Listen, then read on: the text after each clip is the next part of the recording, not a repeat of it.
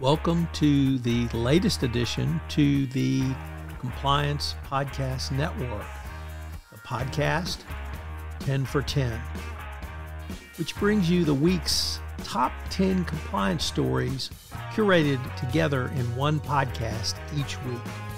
Tom Fox, the voice of compliance, brings you the compliance professional stories you need to be aware of at the end of your busy week. Sit back and in 10 minutes, hear about the stories every compliance professional should be aware of.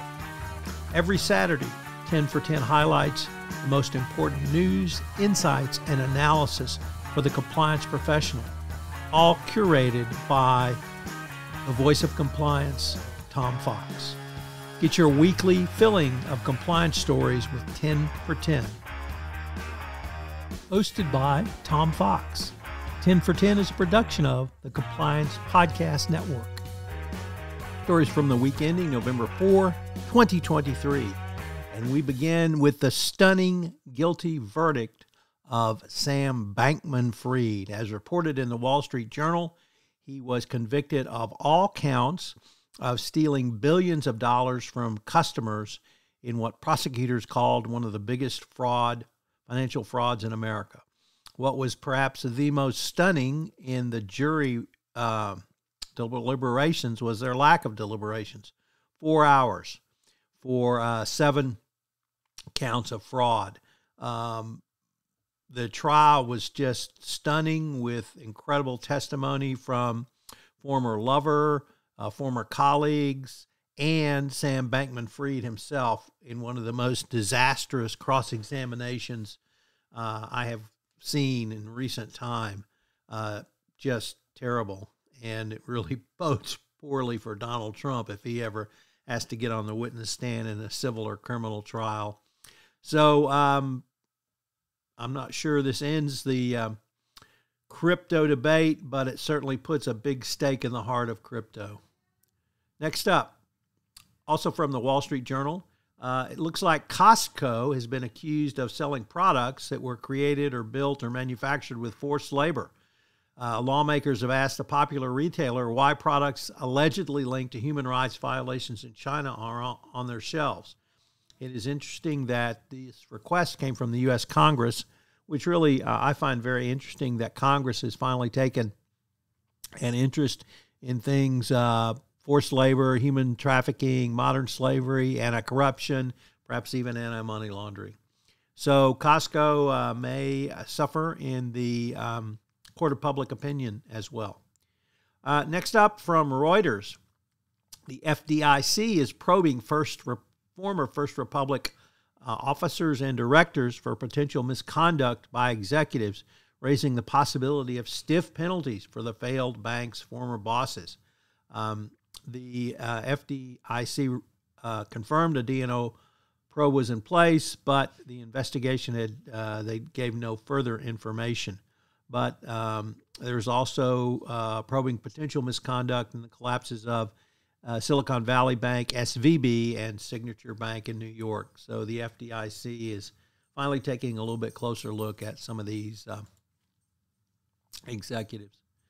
Next up from Politico, France demands that a EU corruption-busting watchdog be created with real teeth in it. And given the ongoing scandals in the EU and, of course, the ongoing corruption in Hungary, this is something that's probably needed.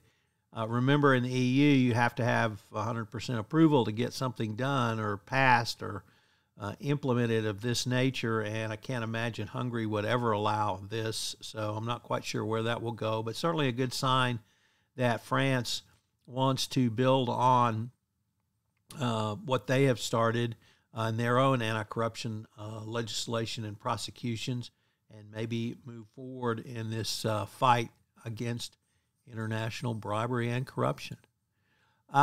Next up, a huge scandal, and I mean huge scandal in college football. Yes, I know you're shocked, but the University of Michigan is accused of illegally stealing signs and implementing those stolen signs into part of their game plan. And other Big Ten coaches have used words like tainted, fraudulent, and unprecedented calling the Michigan signal stealing scheme. As a rabid Houston Astro fan, believe me, I understand sign stealing, and as a University of Michigan grad, I'm now learning about signal stealing. So it appears this was a long-standing policy at U of M, and whether or not anything will happen, of course, is an open question. But Big Ten coaches are very upset. Paul Feinbaum is very upset. So it's going to be interesting to see how this plays out for Jim Harbaugh, who seems to live on the edge. Next up, the third of four stories from the Wall Street Journal this week. This comes from the Risk and Compliance Journal. David Smagala reporting that the Department of Justice announcement of safe harbor for M&A has certainly drawn a lot of commentary and scrutiny. This safe harbor provision will likely encourage acquirers, purchasers, and other companies to increase both the amount and speed of due diligence. Obviously, time kills deals, and the faster you can get something done that will lead you to a safe harbor, the better off it's going to be for everyone. So, continued commentary on the M&A safe harbor. Next up from the Financial Times, in a stunning announcement, the Biden administration announced a major initiative around artificial intelligence. A summary was released, but it's apparently an 80-page report on what the administration, how the administration hopes to secure AI, make it safe, set new standards for security, for privacy, for protecting Americans, for supporting workers, and advancing the goals and leadership of America abroad. So shout out to the Biden administration for this. Next up from the New York Times Deal Book is crypto financing terrorism. Well, unfortunately, it looks like that's the case.